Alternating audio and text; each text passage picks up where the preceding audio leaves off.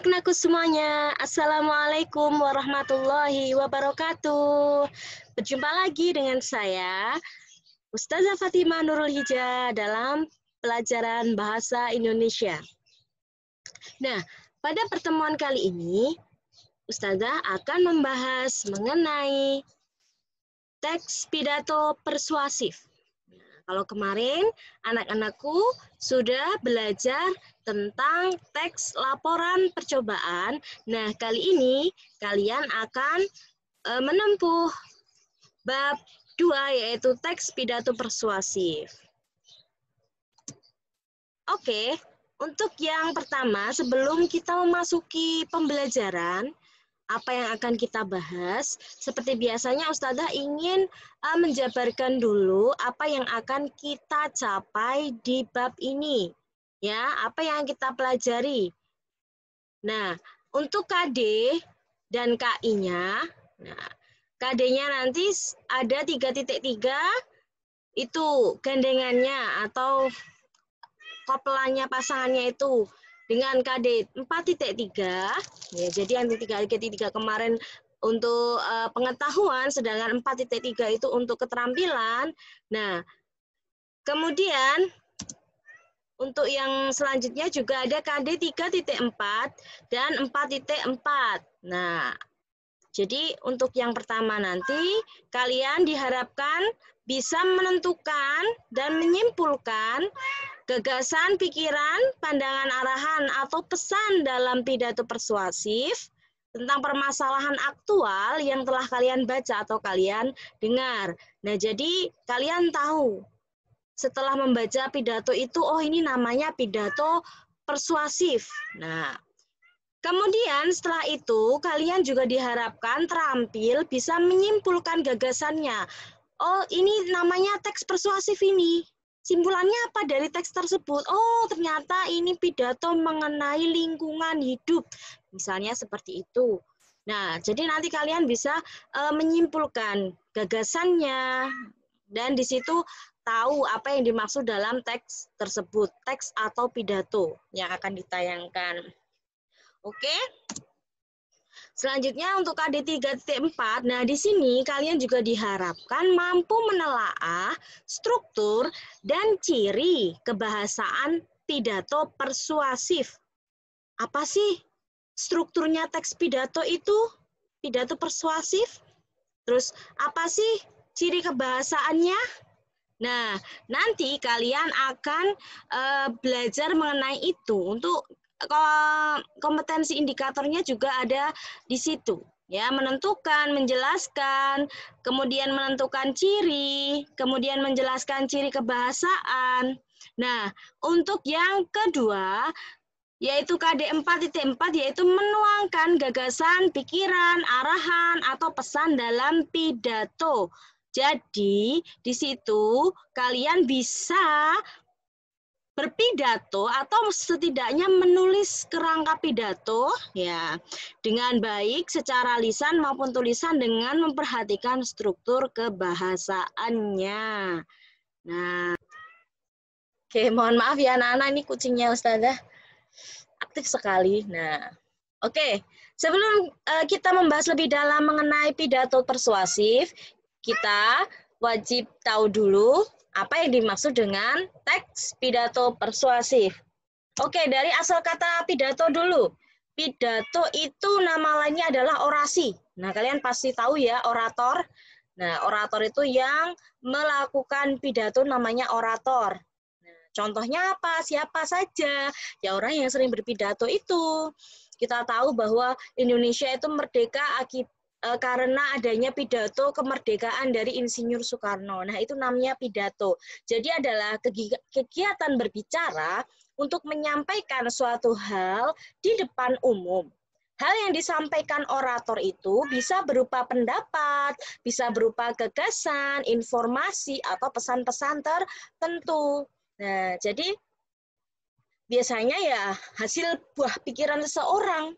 Orang itu kenapa kok berpidato itu karena dia memikirkan sesuatu akhirnya diungkapkan dalam bentuk lisan maupun tulisan. Nah, persuasif sendiri itu artinya adalah bersifat membujuk atau mengajak.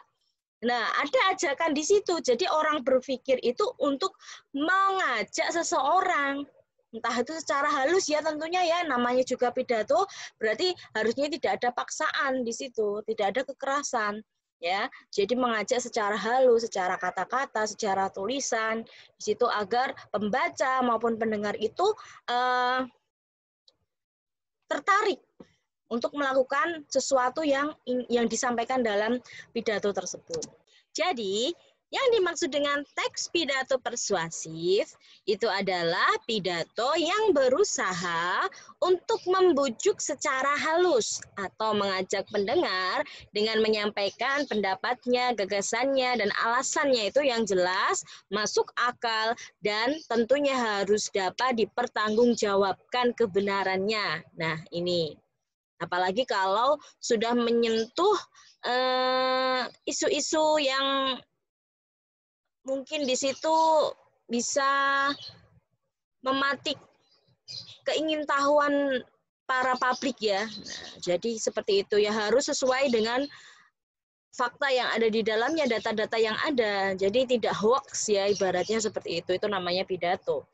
Nah, adapun langkah-langkah menyimpulkan isi teks pidato persuasif itu, yang pertama adalah simak dahulu atau dengarkan isi dari pidato tersebut. Jadi misalnya kita kemarin waktu 17 Agustus, tentu ada pidato kemerdekaan ya dari Pak Insinyur Joko Widodo.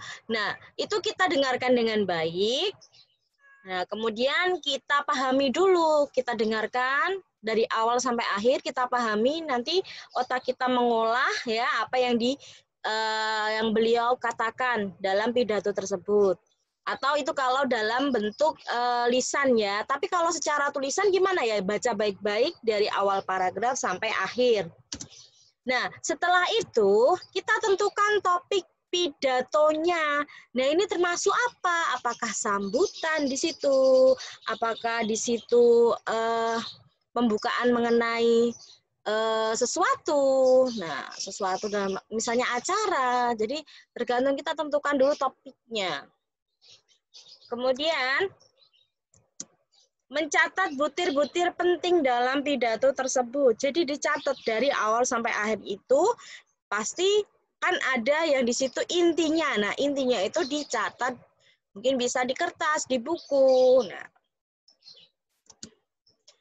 sehingga nanti kita bisa menyimpulkan gagasan, pandangan, atau pesan dalam pidato tersebut. Nah, selain kalian menyimak presentasi dari Ustadzah, coba kalian juga buka buku paket Erlangga Mahir Bahasa Indonesia yang ada di halaman 40, 40, langsung ke 40 saja enggak apa-apa. Jadi 30-an itu halaman 35, 36 itu silahkan dibaca sendiri secara mandiri. Nah, di halaman 40 itu ada pengertian pidato persuasif. Nah, di situ ada teks sebelumnya itu mengenai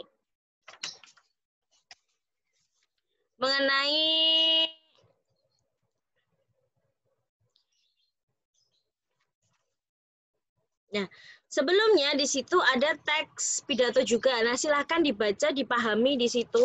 Karena tidak mungkin ya Ustazah langsung menjelaskan semuanya. Karena untuk mentransform di buku ini ke PPT itu cukup menyulitkan. Jadi, makanya Ustazah pengen kalian juga selain menyimak PPT ini, kalian juga menyimaknya dalam buku paket.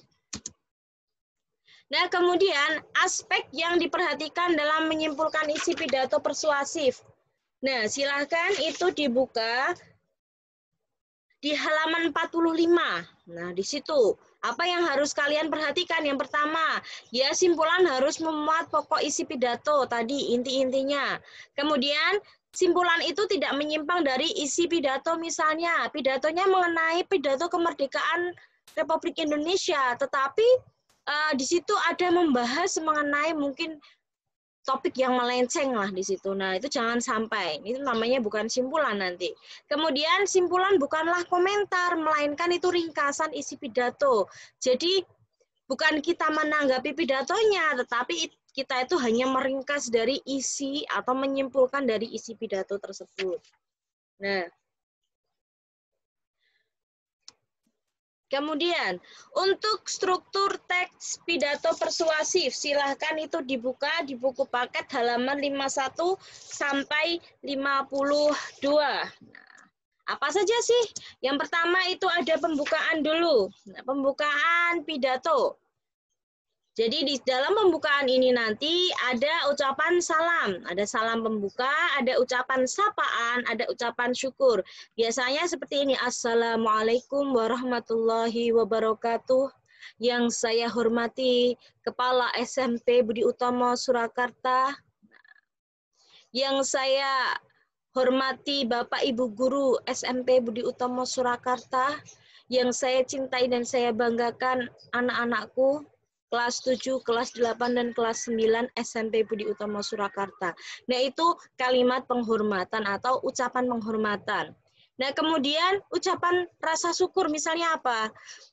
Sebelum kita mulai acaranya, marilah kita panjatkan puja dan puji syukur kehadirat. Nah, seperti itu masuk ke ucapan rasa syukur.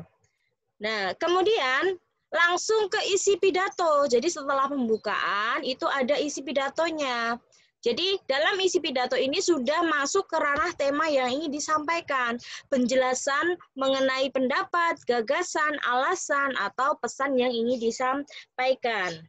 Nah, itu ada di halaman 51, silahkan juga dibuka. Kemudian penutup pidato. Nah, dalam penutup ini ada harapan agar gagasan dan pesan dapat disampaikan bermanfaat, kemudian ada permohonan maaf, mungkin ada kekurangan dalam pidato tersebut, ucapan terima kasih kepada pendengar atau halayak ramai di situ, dan salam penutup. Nah, itu tadi untuk struktur. Selain struktur, kita tadi juga harus mempelajari ciri kebahasaan teks pidato ya anak-anak. Nah, silakan dibuka buku paketnya halaman 54. Nah, di situ sudah jelas sekali maksud atau cirinya itu apa saja. Yang pertama, itu adalah kalimat aktif. Nah, kalimat aktif itu ada aktif transitif, ada aktif intransitif. Silahkan dibuka halaman 55 buku paket kalian. Nah, kalau kalimat aktif itu cirinya adalah subjeknya sebagai pelaku. Biasanya predikatnya itu meber. Nah, jadi subjek itu kita. Ini pola kalimat ya, subjek. Kemudian predikatnya itu meber. Misalnya, memainkan, bermain. Nah, seperti itu. Itu masuk ke aktif, kalimat aktif. Nah, jadi di situ subjeknya yang jadi pelaku. Nah, untuk jenisnya kalimat aktif transitif dan kalimat aktif intransitif bedanya apa? Kalau aktif transitif, silakan dibuka juga halaman 55 anakku. Nah, kalimat aktif transitif itu kalimat aktifnya predikatnya itu memerlukan objek, misalnya Budi menendang bola. Nah, Budi menendang batu. Nah, itu kan ada objeknya. Memang dibutuhkan objek. Tetapi di sini kalau intransitif itu tidak butuh objek, misalnya dia bernyanyi, kemudian ibu memasak, nah itu bisa. Nah, itu namanya aktif intransitif atau tidak memiliki objek. Nah, selain kalimat aktif juga ada kata tugas. Kalau kategori kata tugas itu contohnya adalah kata depan, kata sambung, kata sandang, dan kata seru. Nah, misalnya itu ada di contoh kalimat. Marilah kita jaga dan. Nah, dan di sini adalah kata hubung.